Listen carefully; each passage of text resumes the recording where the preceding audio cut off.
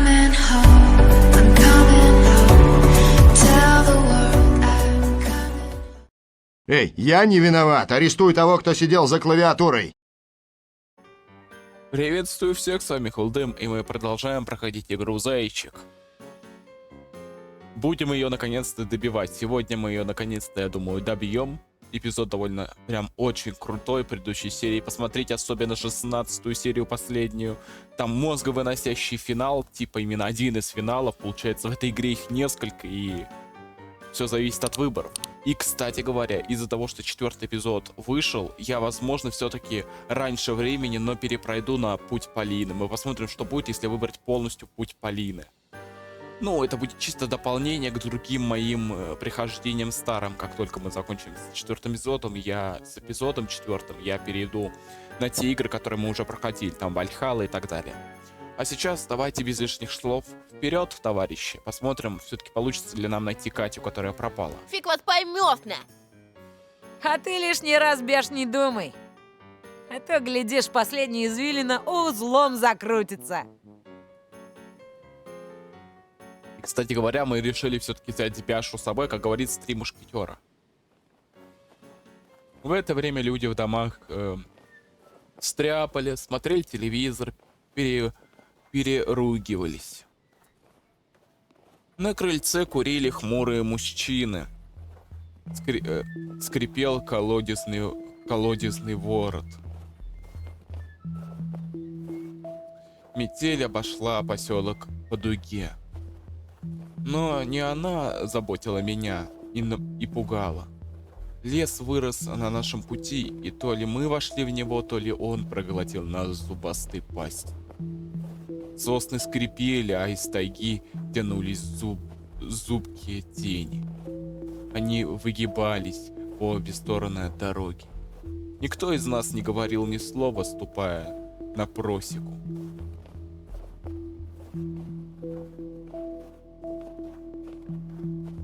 Сизая дымка струилась над оврагами, ее хвосты завивались в призрачном танце.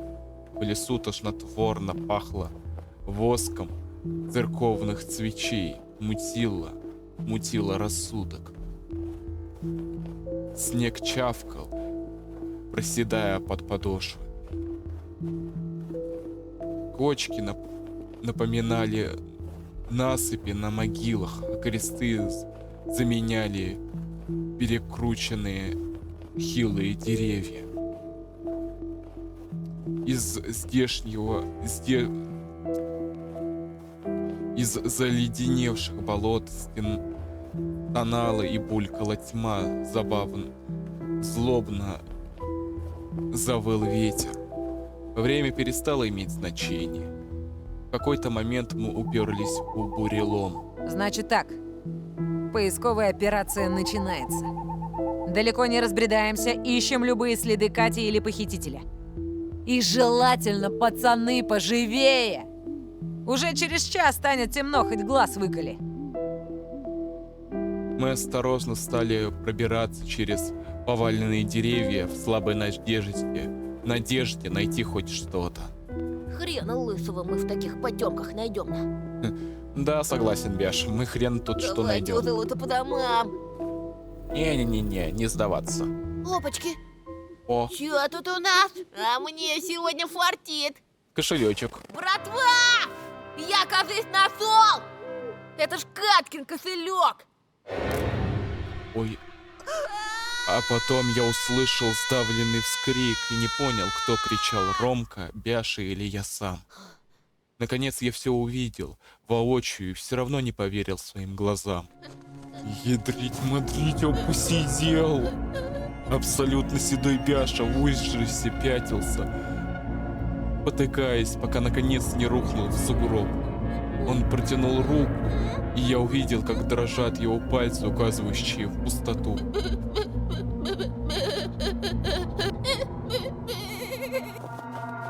Бяша взвился, словно ужаленный, и побежал прочь. Ромка не посмотрел на него. Он продолжал глядеть вперед, не моргая, не дыша. Я не заметил, как зашагал навстречу чему-то неописуемому страшному. Неописуемо страшному. Нерешительно отодвинул завесу из мохнатой хвои. За елями показалась небольшая опушка, некогда выжженная точным попаданием молнии. Блин, это ведь точно, это ведь... Блин, это еще с фотографии полицейского было видно. Почерневшие пни ограждали круг. Посередине стоял черный гараж. Его гладкие стены были выкрашены черной краской. Казалось, они впитали в себя сам мрак. Я подумал, что гараж — это не просто металлический короб, который легко можно перевозить с места на место. Он нечто живое.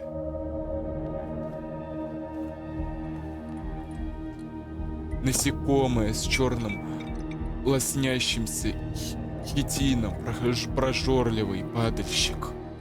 Мы таращились на него, а он внимательно следил за нами красным мерцающим глазом. Я сказал себе, что это просто лампочка. Генератор жужжал тихонько, но в этом звуке слышалась угроза. Открыто. Я попытался сглотнуть, рот был сухой, как пустыня. Ворота гаража были распахнуты, внутри клубилась чернота. Я почувствовал прикосновение, Ромка положил ладонь на мое плечо. Пойдем? Он выглядел сейчас старше своих лет. Да что там, он выглядел дряхлым стариком. Куда? Ты что, сбрендил?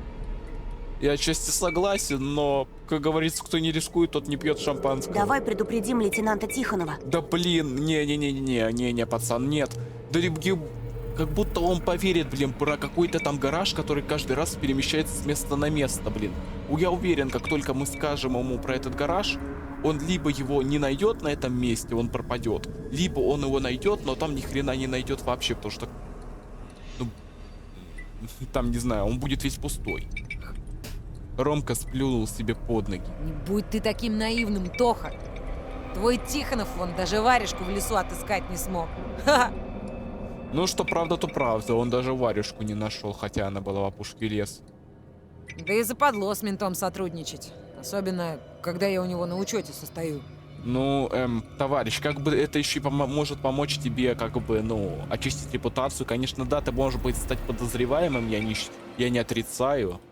Братан, я не отрицаю, ты можешь стать подозреваемым, но... Хулиган выхватил визитный ножик и серьезно посмотрел на меня. Маньяк наверняка вернулся туда, в свое логово. Если получится, возьмем его тепленьким, пока он не ждет. Мне кажется, ты не сможешь маньяка завалить, Ромка. Да, у тебя ножик, но я боюсь, что если он крупногабаритный маньячок, то он легко... Либо он переживет твой удар и врежет тебе с хорошей такой оплеуху. Мы-то, блин, мальчонка, блин, обычный мальчонка, блин, так треснули тебе, что ты упал в сугроб. А если мужик треснет, Иначе в ты следующий упадешь. раз подкараулит уже он. Иначе в следующий раз подкараулит уже он, ну, тоже часть правда. Зверята говорили, что он всего лишь человек из поселка. Но справимся ли мы без взрослых? Второго шанса может не быть, брат. Так что решайся. Ну что ж, давайте не будем с кунами в полицию, не надо, давайте в гараж. Погнали в гараж. Потом, если что, блин, зря я не сохранился, конечно, на выборе, ну ладно. Потом я сохранюсь, потом мы еще переиграем, потом будет дополнительная серия с переигрыванием, и потом мы пойдем по линии. Мы приблизились к постройке. Из короба не доносилось ни звука, только гудел генератор. Ромка постучал костяшками по воротам, убеждаясь, что они не собираются превратиться в хищные челюсти. Осмелев, он распахнул двери пошире и принялся ощупывать проем в поисках выключателя. Тоха, помоги-ка мне. Включить. О. Гараж оказался самым обыкновенным. Да я уверен, это полки с инструментами, по бокам какие-то канистры и тряпки, да и накрытая чехлом машина. да накрытая чехлом машина. Ни маньяка, ни их жертв. Я даже усмехнулся от облегчения и прочел те же эмоции на лице товарища. Ромка пошел в гараж и обогнул по часовой стрелке автомобиль. Пошарил среди пыльных полок, посмотрел на меня.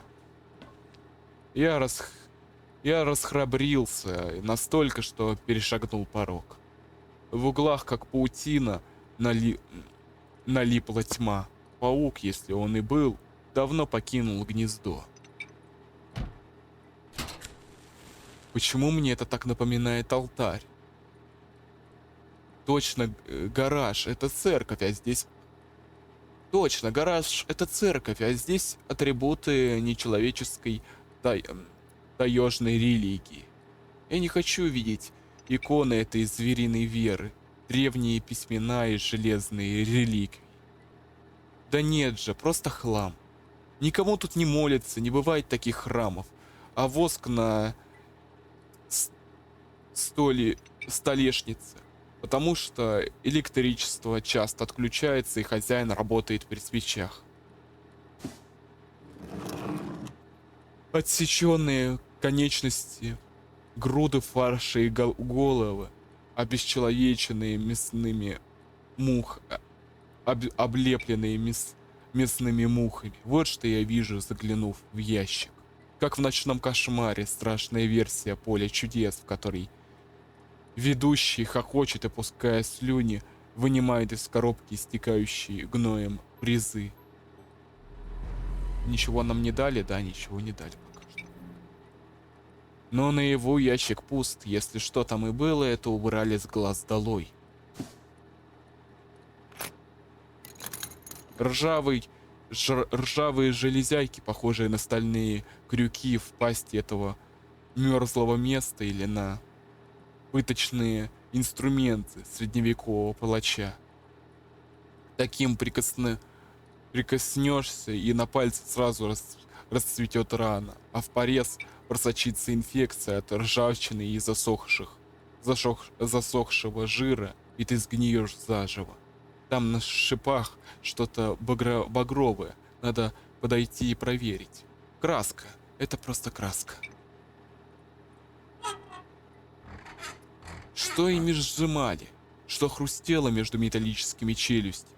Что лилось на верстак из рвущейся плоти? Чугуна длительного использования совсем раскрошился. Но это обыкновенные слесарские тиски. Такие же стоят в кабинете труда. Тиски для деталей, а не для жертв. Капли масла, а не крови. Ну что ж, автомобиль. Это машина, что же еще? Просто автомобиль, накрытый тканью. Внутри никого нет, ни живых, ни мертвых. Вонь застарелой крови, она только у меня в голове. То, что находилось под мешковиной, пахнет машинным маслом, не более. Ну, поговорить с товарищем. Ржавый хлам. Оказывается, это место капец какое унылое. Какому такому мудаку пришла в голову идея перевозить гараж с места на место? Товарищ а как он его вообще перевозить-то мог, товарищ? Блин, он так спокойно говорит, как будто возможно огромный гараж с кучей вещей взять и перенести с места на место, блин. Я не знаю, возможно ли это? Может быть, конечно, я сейчас выгляжу немножко дурачком, но мне кажется, такое невозможно. Надо будет потом узнать, возможно ли перетаскивать гараж. Не может быть такого, блин. Не может быть, чтобы то он был вот в том маленьком лесочке на полянке, где не было ни одного дерева сожженного, то он опять на месте, где была фотка. Пошли отсюда. Ага. Давай догоним Бяшу. Ему крепко досталось. Чё-то мне кажется, что... Ой, блин, почему у меня сейчас сердце ёкает? Блин, у меня сейчас болит сердце, пипец. Вы, конечно, очень жаль, что вы не видите меня, но я сейчас напряжен до предела. Я прям сжимаюсь в стул, потому что чувствую, что может быть какая-то хрень сейчас произойдет. Я вышел под снегопад. Ромка уже топал к выходу, когда вдруг остановился и задумчиво поглядел на автомобиль. Слушай, а что это мы с пустыми руками будем возвращаться? Дай-ка я хоть магнитолу скручу. Ну, Обожди минуту, я мигом. что-то мне кажется сейчас... Ой, блин, из-под чехла раздался всхлип. Что? От неожиданности я чуть не плюхнулся в сугроб. Ты слышал? Она там. Я смотрел, как друг дергает за ткань, но подбежать, помочь не хватало сил. Ноги словно примерзли к земле. Но Ромка справился без меня. Споротый с помощью ножа чехол полетел в сторону. Под ним не было автомобиля. Там, вырастая из пола, блестела машинным маслом огромная мясорубка. Я видел такую в одной передаче, до 16 и старше. До 16 и старше российская и советская телевизионная передача, посвященная проблемам молодежи, беспризорности, движения рокеров, темы наркомании и дедовщины, проблемы досуга и взаимоотношений в семье. Промышленная махина, которые на фабриках перемалывали коровьи туши для колбасы. В раструбе, напоминающем зев кровожадного цветка, вывернутой мухоловки находилась связанная Катя. Она очнулась словно ото сна. Ее глаза округлились от страха. Кляп позволял лишь хныкать и мычать. Скорее сюда! Я сбросил с себя оторопь, как тяжелый чехол, и рванул в гараж. Тем временем Ромка почти взобрался на стальную душегубку. Он взял Катю под мышки и, вероятно, коленом Ромка зацепил какую-то кнопку. Загудел механизм, звук на полу напоминал ворчание голодного желудка. Ромка закричал испуганно, явно осознавая, что он наделал. Черт, выключи ее! Как я тебе ее выключил? Блин, подожди. Сохраняюсь, простите, я это все-таки сделаю, потому что сейчас будет что-то очень жесткое, я уверен. Я сейчас, держись! Давайте. Ничего, ни одна чертова кнопка, ни один тумблер не могли остановить этот жуткий скрежет жерновов. Не работает! Ни хрена не помогает! Так помоги мне! Мы согнулись над Катей и рванули ее за локоть. Внизу сработали спирали, сначала медленно, но с каждым витком они набирали скорость. Раздался хруст, так костер поедает хворост. Давай! Блин, спасти! Надо кликать!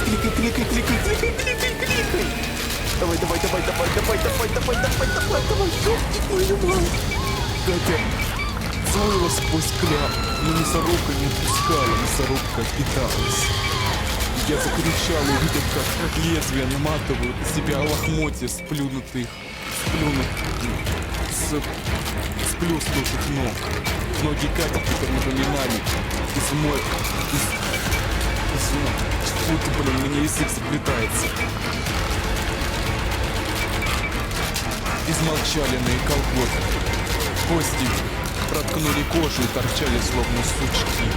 По багровом сиропе плавала белая коленная чашечка.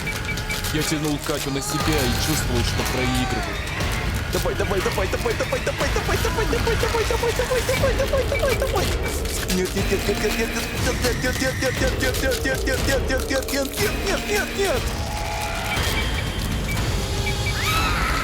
Лезвие раздробили таз.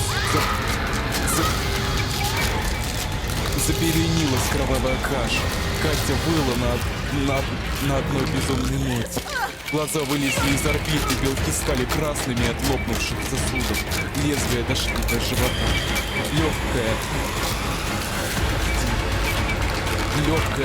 Легкое выгребли из плоти сизые трубки кишечника. как Оля наматывала спагетти на вилку. Вонь внутренности распространилась по гаражу. Я больше не пытался помочь Кате, в этом не было ни малейшего смысла. Голова девочки свободно болталась, мутные глаза смотрели в пустоту. Мясорубка перегрызла ребра и проглотила едва оформившуюся грудь. От кровяного давления лицо Кати потемнело, алые струйки сочились из глаз и ушей. Катя умерла, но механизм продолжал работать. Волосы попали в лезвие, и скальпель с височным хлюпаньем отделился от черепа.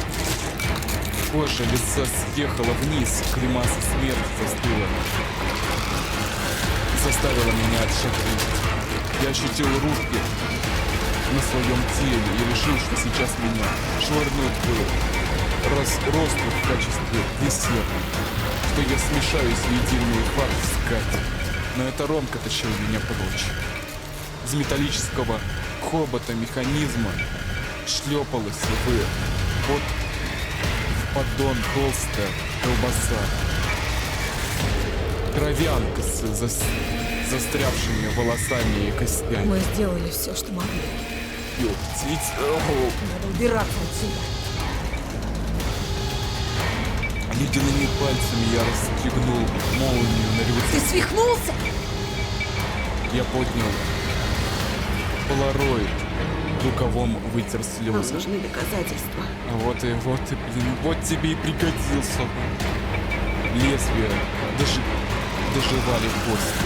Мне на одном из стальных зубов повисла отхваченная косичка.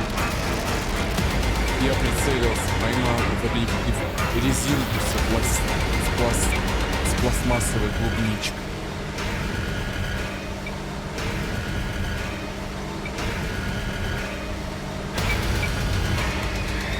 Класс.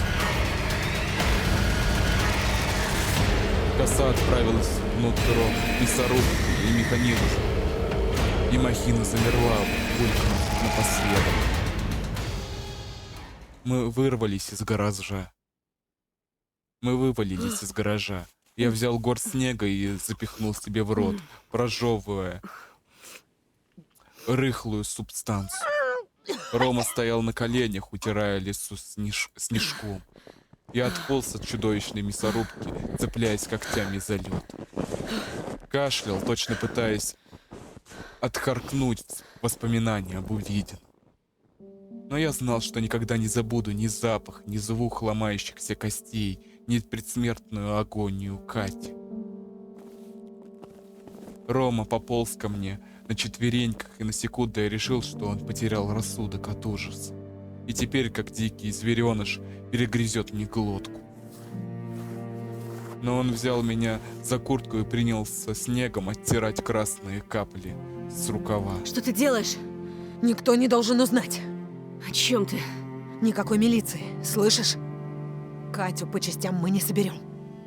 А я не хочу сесть в тюрьму, как мой батя. Но ты говорил... Говорил. Он мотнул ненавидящий взгляд в гараж. Я включил мясорубку. Нечаянно! Попробуй докажи. Им только и надо, чтобы на кого-то повесить убийство. Я за решетку пойду, а маньяк будет разгуливать на свободе. Блядь! А жизнь ведь только начала налаживаться. Но мы не можем просто так. Можем. Поклянись, что никому не скажешь. Тут другим словом это не скажешь. Я не знаю, была возможность спасти Катю? Или это типа заскриптовано, и она в любом случае умерла бы, как бы я ни старался? Что было бы, если по Полиному пути пошли? Блин, но теперь я точно уверен, что это вина, черт возьми, я знаю, кого вина. Этот алтарь, этот гараж постоянно пропадающий. Это 100% не человек сделал. Я уверен, не человек. Ну невозможно, чтобы гараж пропадал, съедал людей и пропадал. Невозможно такое. А иначе он не произнес, но это читалось в его тоне. Я молча минуту думая о кровавом бульоне, льющемся из махин. Рома был прав. Даже если Тихонов поверит нам, гараж к тому времени может исчезнуть. Чудесным образом перенесется на другую поляну, в другую часть этого чертового леса. Пожалуйста! Ну да, тут согласен. Тут как ни старайся, он нам не поверит никогда. Кто-то должен защищать Полину! И Олю, подумал я, медленно кивая. Хорошо. Я боялся, что не сдержу слова. Что мама прочтет все на моем лице, увидит нестертые капли крови, унюхает запах. И я раскалюсь, просто упаду перед ней на пол и буду рыдать от страха за себя и за родных. Я еще не знал, что ждет меня в месте, которое я по ошибке назвал домом.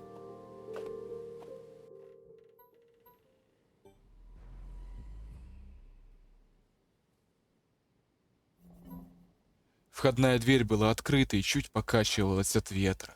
Мне показалось, что иней покрывало мою кожу. Извиняюсь. Я стиснул кулаки. В ладонь впились острые уголки фотографии с останками Кати. Мрак просачивался в прихожую, а с ним медленно, планируя на ковер, влетали снежинки, будто стая падальщиков, почуявших добычу. Я вообразил 3 мясорубки в разных частях дома и 3 близких людей, перемалываемых лезвием. Я осторожно перешагнул порог. Вдруг услышал, как кто-то говорит на кухне, но это был всего лишь радиоприемник. Циклон, о котором мы предупреждали, движется к региону. Завтра синоптики обещают ветер с порывами до 15 метров. МЧС призвала жителей соблюдать меры предосторожности. Дороги перекрыты. Холодная воздушная масса арктического происхождения несет с собой буран. А мне кажется, это будет финал. Идеальное такое время будет, получается, несколько дней, как и в других играх. Несколько еще дней, и придет этот буран, и мы в этом буране и встретимся с маньяком. Либо с маньяками, что это те животные виноваты, или все-таки с человеком, именно с тем чертовым мужчиной с прикусанной губой. Сверху тоже доносились голоса. Впервые звуки ссоры подействовали успокаивающе. Заскрипели протяжно ступеньки. Я делал шаг, а сердце за это время успевало ударить 5-6 раз. Дверь родительской комнаты была отворена. В пятне света выступал театр теней. Черные силуэты исполняли танец ненависти. Мамины кисти взметались к потолку, когда она шипела на отца, а он нависал, скрестив руки на широкой груди. Мы все в опасности. И все из-за тебя. И не ври, ты видел его в поселке. Он вычислил, где мы живем.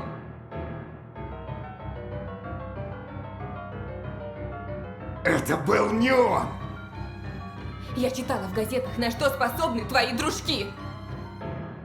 Я сунул фотографию в карман и пробежал к спальне.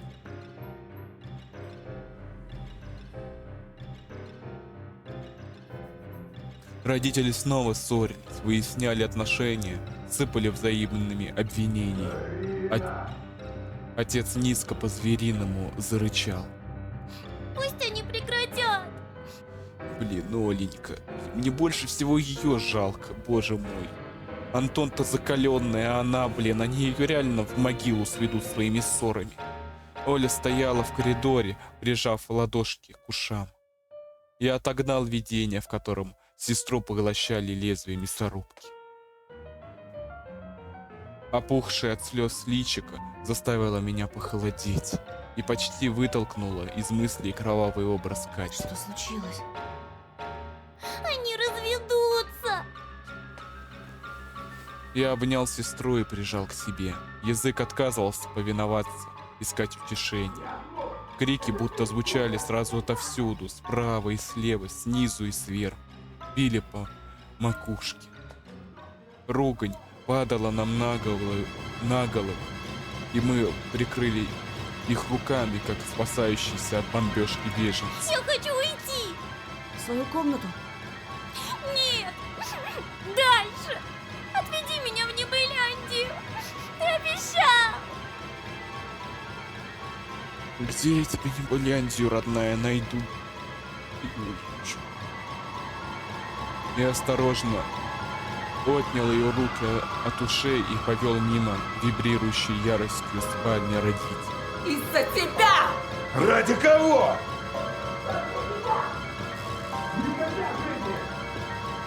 В эти минуты я презирал их сильнее, чем они презирали друг друга. В комнате я заперся на шпингалет и прислонился к дверям. Колени подгибались. Почему тебя не было так долго? Я пытался помочь одной девочке. Ты помог ей? Не думаю. Заслонив письменный стол, я осторожно выдвинул ящик и бросил туда фотографию с окровавленной Катиной косой. Оля попыталась заглянуть мне за спину, но я резко закрыл его. И одновременно с этим что-то стукнуло в карниз снаружи. Оля, вздрогнув, бросила взгляд на окно. Бам! Снежок повторно шлепнулся в раму. Ты ждешь кого-то? Я не ответил. Отпустил ее запястье, она всхлипнула испуганно. Я прошел по комнате, морщась от каждого родительского вскрика. Билась посуда. Папа с мамой переместились на кухню.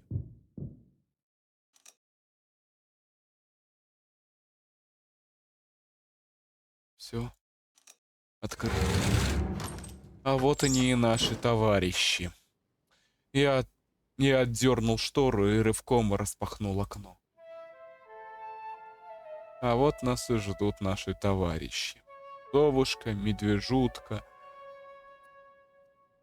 Волчик и, конечно, пленительная Алиса. Все были в сборе и махали нам снизу.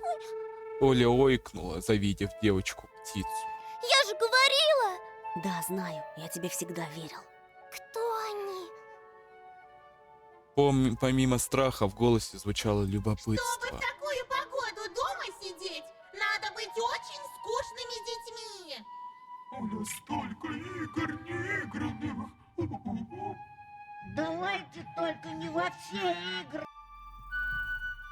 Не во все игры играть, а то у меня лапка болит. Чуть-чуть. И потом отдохнем. Друзья! Выходите скорее играть и танцевать! А я думаю, мы сделаем это уже в следующей серии. Идеальное место для того, чтобы закончить. Узнаем уже в следующей серии, что будет. Ну, возможно, после такого хаоса, я думаю, что-то будет хорошее, чтобы успокоиться. И честно, я до сих пор задаюсь, не знаю, до сих пор вопросы именно. Вопросы, теории, кто же все-таки за всеми ужасами стоит. Эти звери или кто-то другой, все вопросы до сих пор витают, но я все больше смотрю с искосом на этих зверей. Что-то мне не нравится это. Просто мясорубка. Ладно, маньяк, он убивает людей просто так, но бросать их в мясорубку, это насколько четкунутым надо быть. Пропадающий гараж, все это указывает на что-то паранормальное, а наши друзья — это как раз-таки паранормальные существа непонятные. Ну ладно, узнаем, что будет уже в следующей серии. Надеюсь, вам понравилось. Дрожь пробирает. Надеюсь, вы остались довольны. Ставьте лайки или дизлайки, пишите комментарии с критикой или обсуждайте саму игру. Главное, только не спойлерить ничего, а то будет как с Даст Кодом, когда мне концовку проспойлерили, когда я столько времени ждал последнюю главу.